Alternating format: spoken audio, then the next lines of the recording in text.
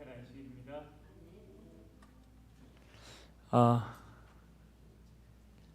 한 주간 동안 평안하셨습니까? 네, 감사합니다. 여러분 디즈니랜드 가보신 적 있으세요? 정말요? 저는 아직 못 가봤는데. 여러분 그 캘리포니아에 사는 분 중에 제프 라이츠라고 하는 분이 계시답니다. 이분이 2012년 1월 1일부터 2020년, 그러니까 2020년입니다. 3월 팬데믹으로 공원의 문이 잠시 닫혀질 때까지 무려 8년 3개월 13일, 총 2,995일이죠. 하루도 빠짐없이 매일 디즈니랜드를 방문했대요. 하루도 빠짐없이. 아마 이분이 이제 연간 멤버십이 있으셨는지. 그래서 이것이 그 기네스북 기록이다. 이래서 기사가 나온 적이 있습니다. 퇴근 후 매일 3시간에서 5시간 산책을 하는데 그 디즈니랜드를 걸었던 거예요.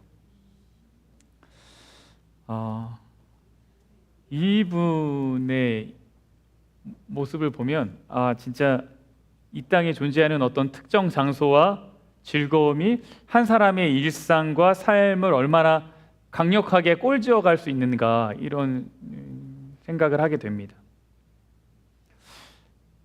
한 사람이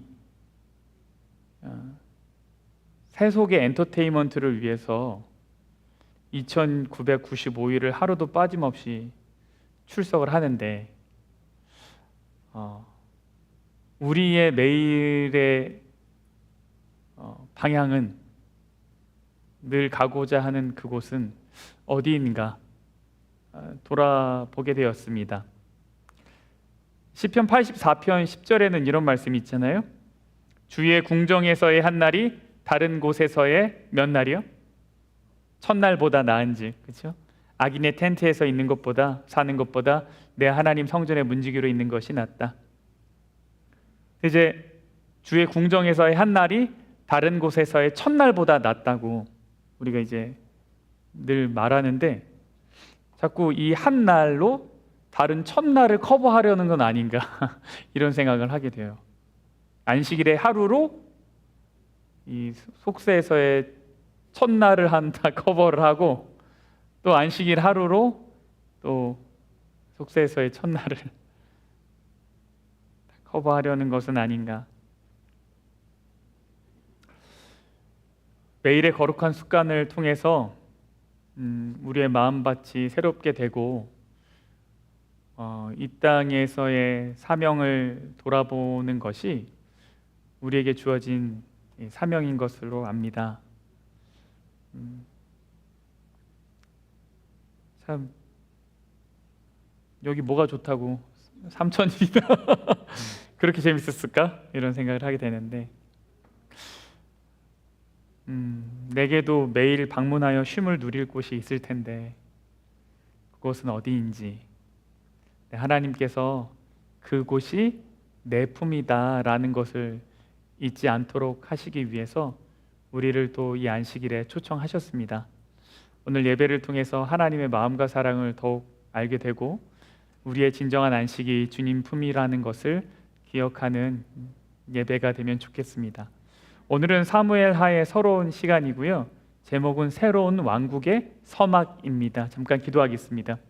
하나님, 이제 우리가 말씀을 펴서 연구합니다. 하나님께서 우리에게 주시고자 하는 말씀들을 잘 깨달아 알도록 성령 하나님 우리와 함께하여 주시고, 이 안식일을 통해 다시 한번 우리가 매일 방문하여 쉼을 누릴 곳이 어디인지를 잊지 않도록 하시고, 우리가 실제로 그곳을 부지런히 방문하고 또 우리 마음 가운데 매일 찾아오시는 하나님을 만나 이 땅에서 우리의 삶의 흔적들이 주의 것으로 꼴지어 가질 수 있도록 인도하여 주시옵소서. 예수님 이름으로 기도합니다. 사무엘 하의 저자는 누구일까요? 누구일까요? 사실 저자라고 딱 학자들이 말하는 사람은 없지만 그러나 성경 안에는 힌트가 있습니다. 지난주에 말씀을 드렸는데 사무엘상과 사무엘하는 서로 같은 다른 책이 아니라 사실 하나의 책이다 이렇게 말씀을 드렸잖아요. 근데 그 의미가 한 사람이 다 썼다라는 의미는 아닙니다. 역대상 29장에 보면 이런 말씀이 있어요.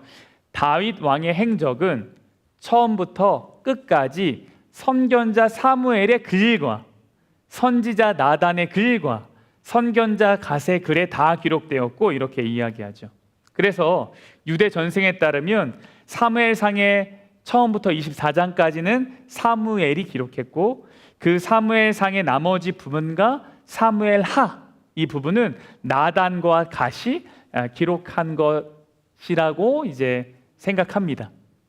그런데 여러 사람이 쓴 글들을 어떤 한 사람이 다 종합해서 하나의 책으로 엮은 거죠. 근데 그 편집자가 누군지는 사실 모릅니다. 근데 성경의 기록에 보면 다윗 왕에 대한 글들은 사무엘과 나단과 갓 선지자가 같이 기록했던 것으로 보입니다. 또 요즘 현대 신학에서는, 현대 성경 신학에서는 여호수아, 사사기, 사무엘, 상하, 열왕기, 상하까지 여호수아, 사사기, 사무엘, 상하, 열왕기, 상하 이거를 신명기적 역사서라고 따로 분류합니다. 무슨 역사서요? 신명기적 역사서. 신명기적 역사서라는 건 뭐냐면 신명기 28장에 아주 분명하게 등장하는 하나의 이제 그 성경적 개념이 있습니다. 그게 뭐냐면 복과 저주에 관한 겁니다. 그래서 하나님의 말씀을 따르는 자들이 누릴 복, 하나님의 말씀, 율법책, 언약에 기록된 것을 저버렸을 때에 이스라엘 백성들이 당할 어려움들 이런 것들이 너무너무 자세하게 기록되어 있는데 그 내용들이 증명되는 역사에서 증명되는 이야기들 그것이 신명기적 역사관, 신명기적 역사서로 분류가 됩니다. 그게 이제 여호수아서, 사사기, 사무엘 상하, 열왕기 상하. 여러분 신명기 28장을 잘 읽으신 다음에 그 다음에 이 방금 말씀드린 역사서를 읽으면 이 사람들이 어떤 부분에 있어서 하나님의 뜻을 저버렸는지 어떤 부분에 있어서 하나님의 뜻을 따랐는지에 대해서 아주 분명한 이해를 가질 수 있게 됩니다. 사무엘 하의 주요 인물들은 누가 있을까요? 사무엘 하지만 누군 나오지 않아요? 사무엘 나오지 않는다. 그럼 누가 나옵니까? 다윗, 사울은 나와요? 안 나와요? 안 나오죠. 왜요? 돌아가셨어요. 사무엘상 31장에서 이제 돌아가셨어요. 다윗과 요압 그리고 밧세바, 나단 그리고 누가 있을까요? 압살롬. 이렇게 주요 인물들이 좀 나옵니다. 사무엘하의 구조를 그냥 간단하게 정리하면 이렇게 되겠습니다. 1장부터 10장까지는 유다의 왕에서 온 이스라엘의 왕으로 이제 왕으로 등극하는 다윗의 이야기가 나옵니다. 그래서 1장부터 10장까지는 어떻게 보면 이제 상승이라고 보면 될 것 같아요. 승리의 이야기, 상승의 이야기. 그런데 11장부터 20장까지 어떤 이야기들이 나오냐면 이제 밧세바 사건, 우리가 잘 아는 밧세바 사건, 그리고 그의 큰 아들 압살롬의 반역, 다윗의 큰 아들 압살롬의 반역, 그리고 가문의 비극들이 이제 11장부터 20장까지 등장합니다. 그래서 상승 다음에 나오는 이야기는 이제 하강입니다. 조금 더 급진적으로 표현하면 추락입니다. 이게 이렇게 가는 게 아니라 그냥 이렇게 확 떨어집니다. 그 다음 21장부터 24장의 이야기는 다윗의 찬가 이런 것들이 등장해서 어떻게 보면 좀 회복에 관련된 이야기. 그래서 상승, 추락, 회복 이렇게 크게 덩어리 지어서 이해할 수 있겠습니다. 근데 이런 구조를 통해서 우리가 알 수 있는 교훈이 뭘까요? 이 사무엘하가 가지고 있는 독특성인데요. 이스라엘 최고의 성군이라고 불리는 그 다윗, 이 다윗 왕의 영광만을 기록하지 않고 그의 끔찍한 실수, 비극, 범죄, 가문의 어려움들을 적나라하게 정말 남김없이 폭로합니다. 그것을 조금도 가리거나 중립적인 입장 뭐 그런 것도 아닙니다.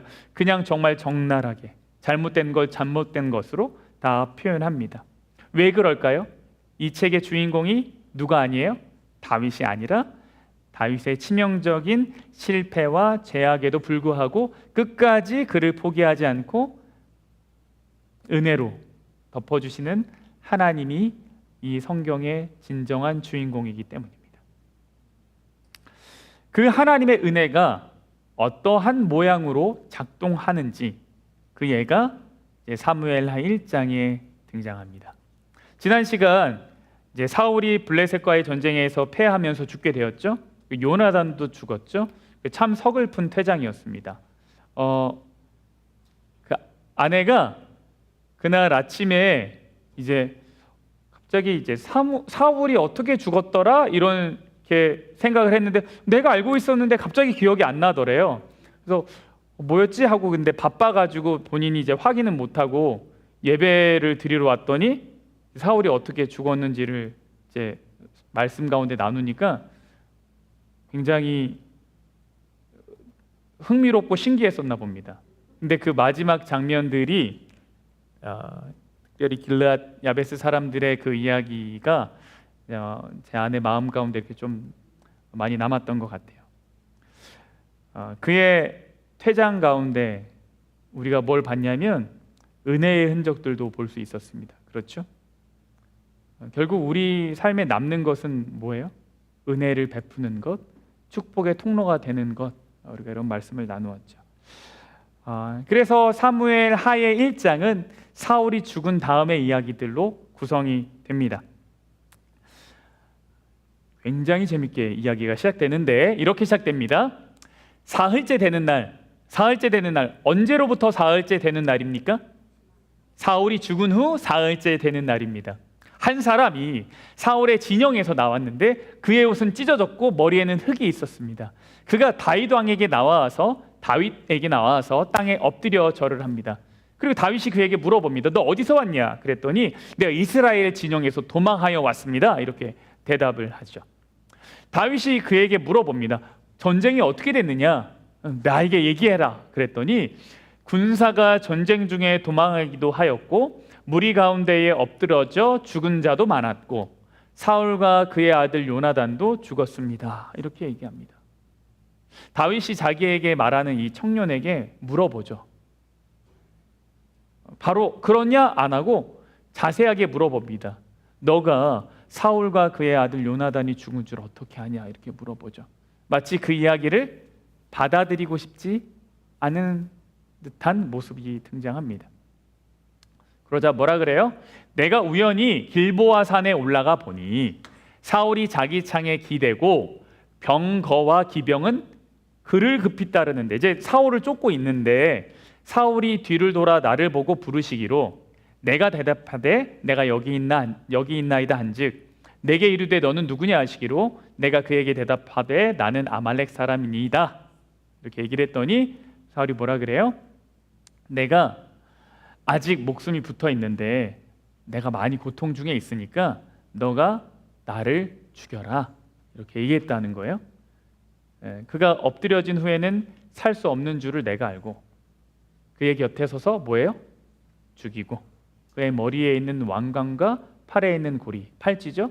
벗겨서 지금 가져왔습니다 라고 이야기를 합니다. 그러니까 이제 왕관과 팔찌는 내가 정말 사울 곁에 있었고 내 이야기가 참이다 라는 것을 어떤 증명하기 위한 도구겠지요. 근데 이 이야기에는 약간의 이제 모순점이 있습니다. 맞지가 않아요. 무엇과 맞지 않냐면 사무엘상 31장의 기록과 맞지가 않습니다. 마지막에 사울이 어떻게 죽었는가 하면 화살에 맞죠. 그리고 중상을 입은 상태에서 본인이 어떻게 할 수 없을 때 병기든 소년에게 자기를 죽여달라고 부탁하고 병기든 소년이 그 일을 했어요? 못했어요? 못하죠. 그래서 사울이 스스로 이제 자신의 무기에 기대어서 이제 기대는데 그냥 기댄 게 아니라 완전히 이제 훅 꺼지는 거죠. 이렇게 해서 결국은 이제 죽었다라는 것이 사무엘상의 이야기인데 사무엘하는 다르게 이야기합니다. 관점이 다른가? 사실 이 이야기 책이 두 개가 따로 있었던 것이 아니라 뭐라 그랬어요? 하나의 책이었다. 그래서 이 이야기가 뭐가 맞나 이렇게 좀 고민하게 됩니다.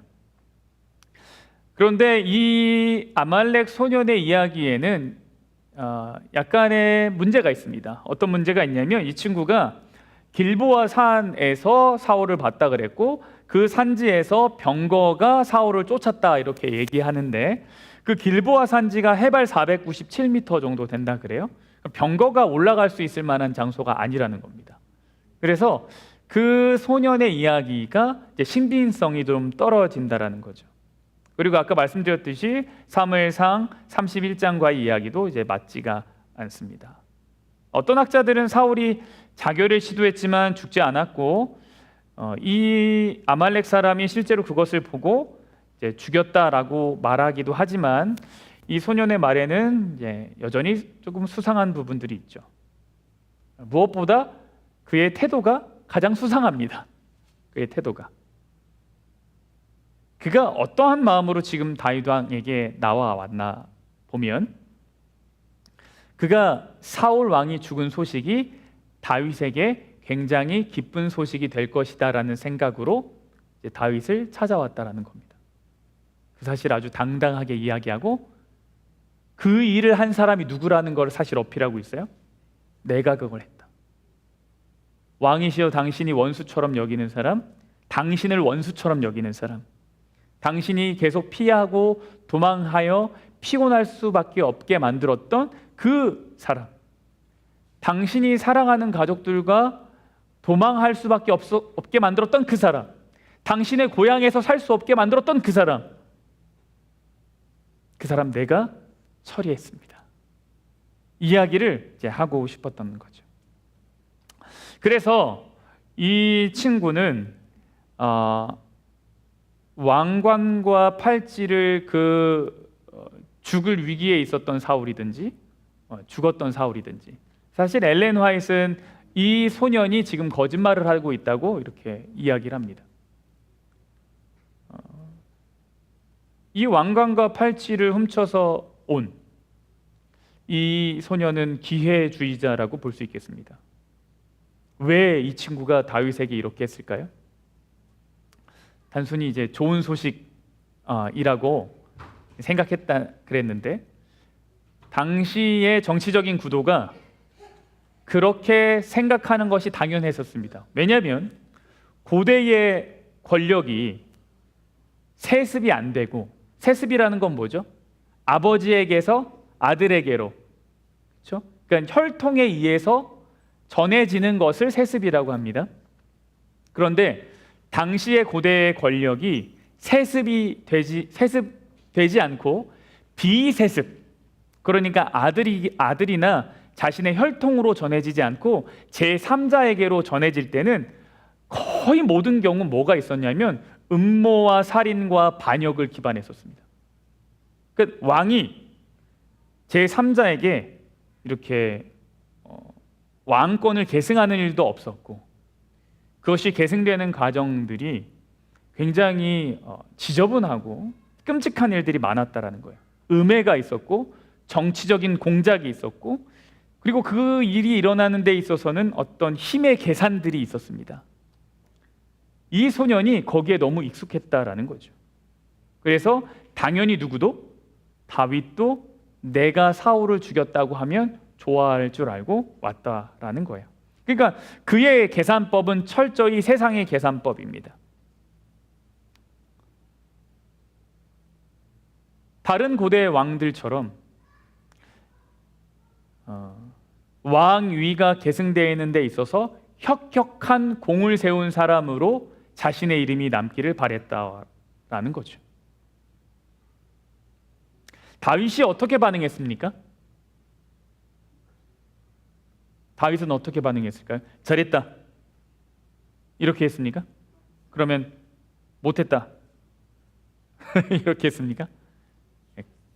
네. 단순히 못했다라고 말하기에는 그 다윗이 보여주는 그의 행동들이 너무 마음이 아픕니다. 그 얘기를 듣고 다윗이 어떻게 하냐면 옷을 잡아 찢습니다. 그러자 함께 있던 모든 사람도 그렇게 합니다. 그리고 다윗이 이렇게 얘기해요.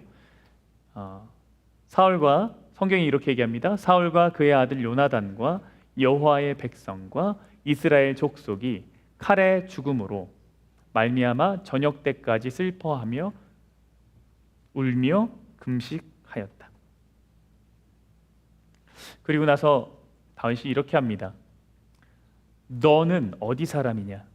그랬더니 나는 아말렉 사람 곧 외국인의 아들입니다. 이렇게 얘기해요.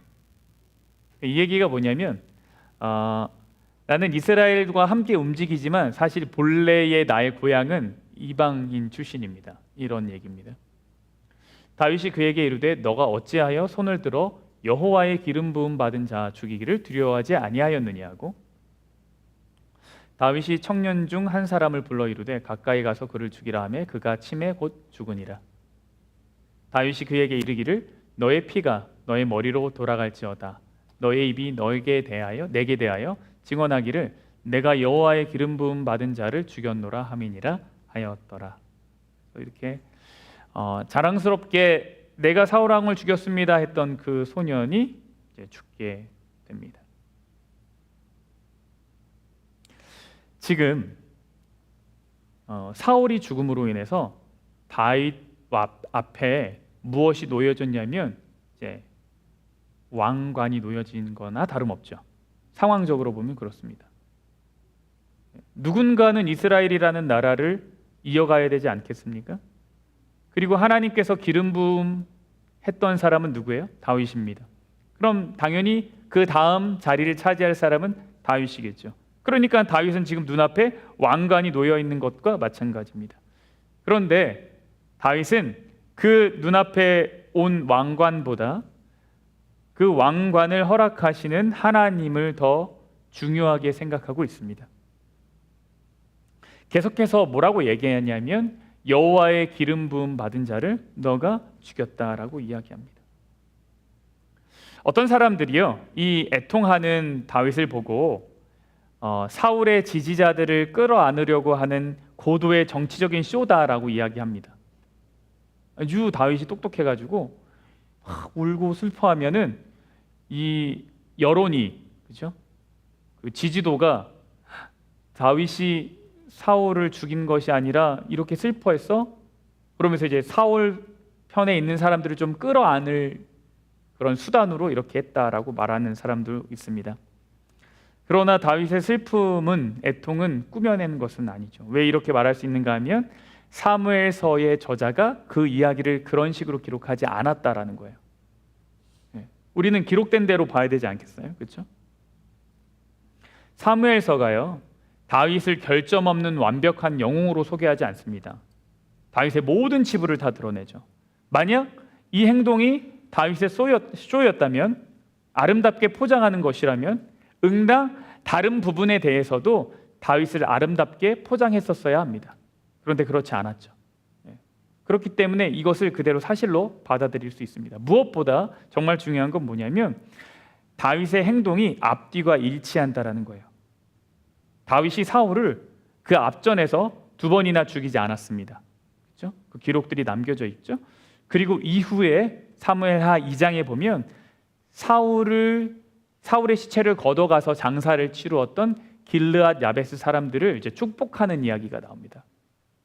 그리고 4장에 보면 이스보셋을 죽여서 공을 얻으려고 했던 자들, 다시 말하면 사울의 아들을 죽여서 공을 얻으려고 했던 그 사람들 또한 처벌합니다. 그러니까 다윗은 이 사건 앞뒤로 사울가, 그리고 사울을 대하는 태도가 일정합니다. 만약 이것이 정치적 쇼였다면 앞, 뒤 이야기도 다 바꿔야 돼요. 그러니까 성경 저자가 수정해야 될 것들이 너무 많습니다. 근데 그것을 그대로 뒀다라는 것은 이것이 정치적 쇼가 아니라는 거죠. 그가 슬퍼하는 장면을 보면 진정성이 있습니다. 겉옷을 찢고 곡을 하고 울고 금식하죠. 근데 그의 슬픔이 무엇 때문입니까? 그의 슬픔이 무엇 때문이에요? 한때 그래도 나의 장인이었던 사람이라서 조금 아쉬워요? 그렇죠? 친구 요나단의 상실감 때문일까요? 아니요. 12절에 분명 뭐라고 얘기했냐면 여호와의 백성과 이스라엘 족속이 칼에 죽어서 슬프다 이렇게 얘기했어요. 그러니까 그의 슬픔이 어떤 그냥 단순한 개인적인 연민을 넘어섰다라는 겁니다. 이 슬픔은 하나님의 백성이라고 하는 큰 틀 안에서 슬픈 겁니다. 그러니까 그가 정말 하나님의 백성을 사랑했던 사람이에요. 그죠? 하나님의 공동체를 정말 너무 아꼈던 사람이에요. 공동체 안에서 단순히 내 개인 감정으로 용서하거나 용서하지 않거나 미워하거나 미워하지 않거나 슬퍼하거나 슬퍼하지 않거나 그것을 단순히 내 개인의 감정으로 보지 않고 그 어떤 공동체 안에 일원이 겪는 슬픔을 이 하나님의 공동체라고 하는 큰 틀 안에서 이해하고 아파했다라고 하는 사실이에요.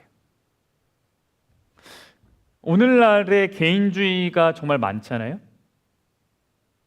교회 안에도 개인주의가 있습니까? 있습니다. 이 다윗의 슬퍼하는 장면은, 그리고 이러한 이야기는 우리가 이 시대를 어떠한 마음으로 살아가야 되는가를 보여주는 것 같아요. 국가가 패전하고 수많은 사람이 죽어가는 참담한 비극 속에서 그 현장에서 아말렉 소년의 관심은 오로지 뭐였냐면 이 상황에서 내가 어떻게 하는 것이 나에게 이득이 될까였어요. 지금 이 소년은 아말렉 소년이지만 이스라엘 편에 있던 사람입니다. 사울의 측근입니다. 그런데 그 나라가 망하고 자기가 섬기던 왕이 죽어가고 전쟁에서 패하고 있는 비극적인 상황에서 그 찰나에 그의 생각은 어디에 있었냐면 지금 이 상황에서 내가 어떤 선택을 하는 것이 나에게 유리할까 이거였어요.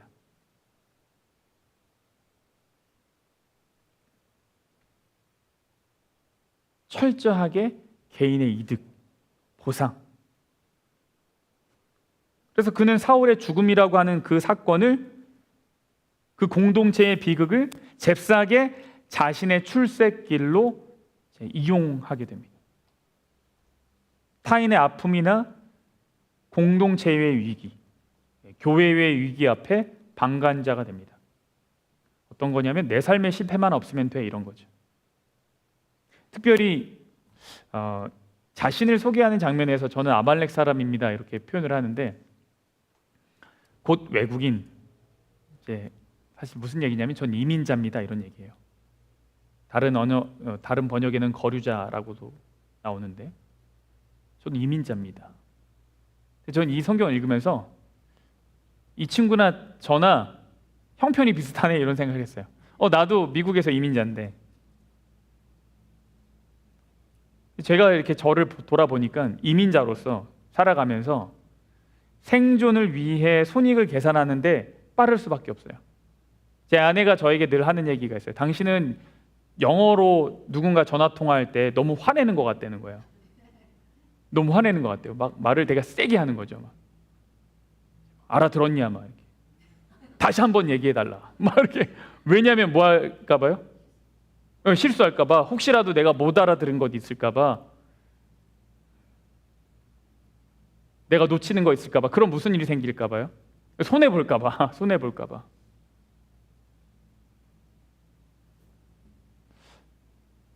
근데 어느 순간 그냥 제가 솔직한 심정은 이 미국이라는 나라가 어려워지는 것보다 기름값 오르는 게 더 스트레스인 거예요.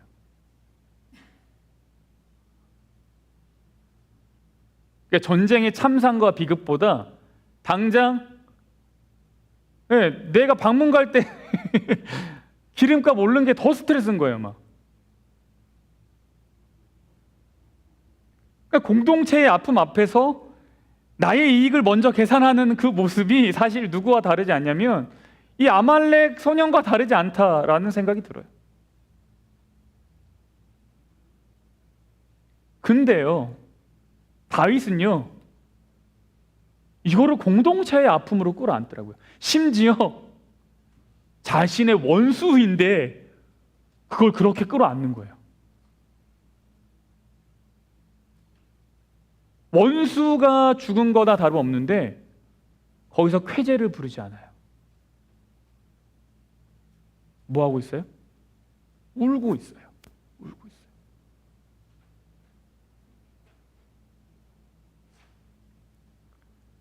어떻게 이럴 수 있을까? 제가 이런 생각을 해봐요. 단순히 사울을 계속 지칭하는 표현이 여호와의 기름 부음 받은 자지 않습니까? 그러니까 다윗은 단순히 사울이라고 하는 한 개인의 죽음을 슬퍼한 것이 아니라 하나님께 부름을 받았지만 그 부르심대로 살지 못하고 무너져버린 사울 인생 전체를 슬퍼하는 것은 아닐까, 이런 생각을 하게 돼요. 단순히 한 개인이 아니라 전체를 생각하는 마음, 하나님의 공동체를 생각하는 마음, 교회를 생각하는 마음이죠. 교회에서도 교회가 뭐 이렇든지 저렇든지 뭐 제대로 가든지 말든지 나랑 상관없어. 나는 그냥 나 혼자 와서 잘 은혜 받고 그냥 우리 가족 행복하면 그걸로 오케이.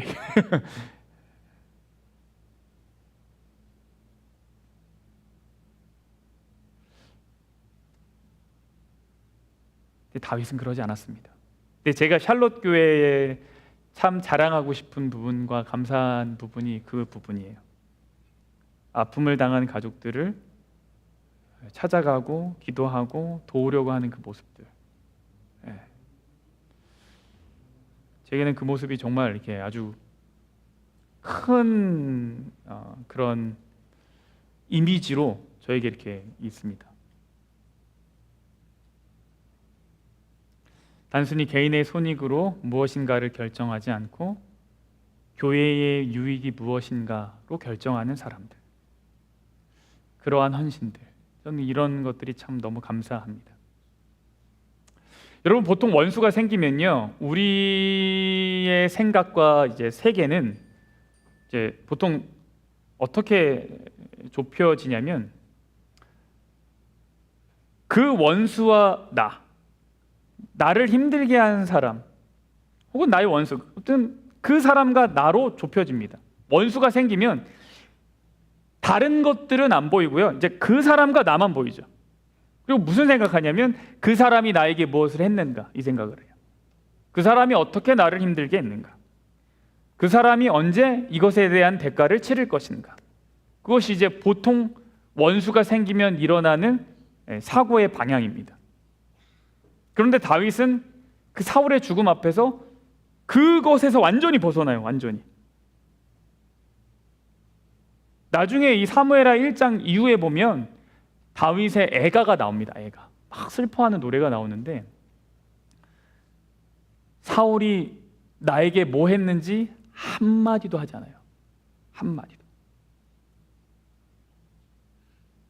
원수 앞에서 이 사람이 지금 나에게 뭘 했는가, 나를 어떻게 대했는가, 무엇으로 나를 힘들게 했는가, 이 사람이 어떤 대가를 치를 것인가, 이 세계에 갇혀 있지 않고 다윗은 여기에서 완전히 벗어나 있어요. 완전히 벗어나 있어요. 그러니까 영성이라는 것이 그런 겁니다. 그 지점에서 벗어나는 것이 영성이라고 볼 수 있을 것 같아요. 그 지점을 벗어나서 긍휼함을 갖는 것, 그것이 영성입니다. 다윗은 사울, 이스라엘, 하나님의 기름 부으심, 뭐 이런 것으로 시선이 계속 확장되죠. 그래서 사울이 죽었음에도 승리감보단 비통함이 생겼습니다. 여러분, 다윗이 사울이 살아있을 때 계속 그와 이제 긴장관계에 있을 때 본인이 사울을 죽일 수 있는 기회가 있음에도 불구하고 그것을 이제 거절하고 내려놓으면서 그의 죽음을 하나님께 맡겼습니다. 그런데 하나님께서 사울이라고 하는 생애를 마무리하셨잖아요. 그죠? 끝내셨죠? 그러면 응당 다윗이 뭐라고 했어야 되냐면 그 죽음을 기뻐했어야 되죠. 왜냐하면 기도의 응답이 이루어진 거잖아요. 하나님, 내가 죽일 거지만 내가 죽이지 않겠습니다. 이것은 내가 할 일이 아닙니다. 그건 하나님께서 하실 일이죠. 하나님한테 맡기겠습니다. 이것이 다윗이 그 위기를 벗어났던 순간들의 고백이었어요. 그러면 사울이 죽었을 때 다윗이 뭐라 했어야 되냐면 결국 하나님의 뜻대로 됐군요. 하나님께서 나의 기도에 응답하셨군요. 하나님 감사합니다라고 하는 것이 맞아 보여요. 근데 다윗이 그렇게 하지 않았어요. 다윗이 뭐 했냐면 슬퍼 울어요. 그러니까 다윗이 복수를 포기했던 목적이 그래, 하나님이 내 대신 혼내줄 거야, 이게 아니라는 거예요. 하나님이 내 대신 혼내줄 거야, 그것이 아니라 다윗에게 있어서 하나님께 맡긴다라는 것은 하나님을 나 대신 복수를 해주시는 분으로 세운 것이 아니고 아예 내가 그 재판관의 자리에 서지 않겠다. 그냥 모든 거는 다 하나님께 맡긴다는 거예요. 모두 맡기냐면 내가 그를 향해 가지고 있는 그 마음도 다 맡기는 거예요. 여러분, 사무엘하가 사울의 죽음 이후 첫 장입니다. 다윗이 왕관을 쓸 기회가 된 것입니다. 얼마나 오랫동안 기다렸을까요? 얼마나 오랫동안 고통을 당했었습니까? 도망 다녔고 광야에서 고생했고 사울의 창을 피하야 했고 망명 생활을 했습니다. 드디어 왕관이 자신 앞에 왔습니다. 그런데 사무엘하의 시작은 왕관을 쓰는 것으로 시작하지 않았습니다. 이게 포인트예요. 사무엘하의 시작은 왕관을 쓰는 것으로 시작하지 않았습니다. 그럼 무엇으로 시작했습니까? 슬피 우는 것으로 시작했습니다. 오늘 제목이 뭐예요? 새로운 왕국의 서막입니다. 여러분, 새로운 왕국은 왕관을 쓰는 것으로 시작하지 않습니다. 그럼 무엇으로 시작해요? 애통함으로 시작합니다. 국률함으로 시작합니다. 새로운 왕국은 세상적인 계산으로 시작하는 것이 아닙니다. 개인의 손익으로 시작하는 것도 아닙니다. 내가 이렇게 하면 저 잘 됐을 텐데 이런 계산적인 생각으로 시작하는 것 아닙니다. 심지어 원수를 갚는 것으로 시작하는 것도 아닙니다. 새로운 왕국은 철저히 애통함으로부터 시작합니다. 여러분, 우리의 가정이 뭔가 새롭게 시작하고 싶다면 그 출발점은 어디냐면 애통함입니다. 뭔가 새로운 계산으로 나의 불편함을 다 제거하는 것으로 그렇게 시작하지 않습니다. 하나님의 나라는 어떻게 시작한다고요? 애통함으로. 그 애통함이 있을 때 새로운 것이 자라나는 거예요. 그때 싹이 솟아나는 거예요. 하나님은 이 다윗의 왕국을 그렇게 시작하고 싶으셨고 그렇게 우리에게 알려주는 거예요.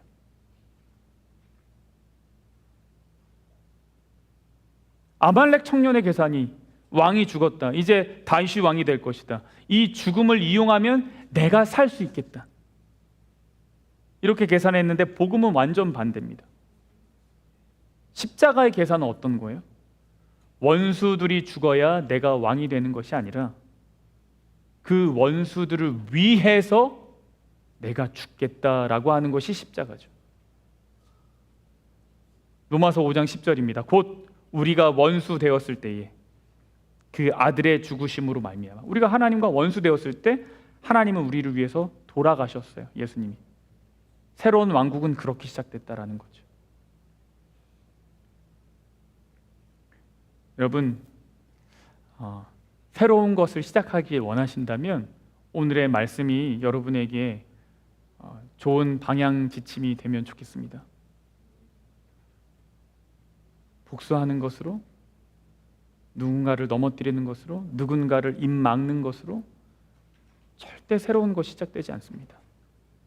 용서와 긍휼, 하나님의 주권에 철저히 엎드리는 것은 애통함으로부터 시작합니다.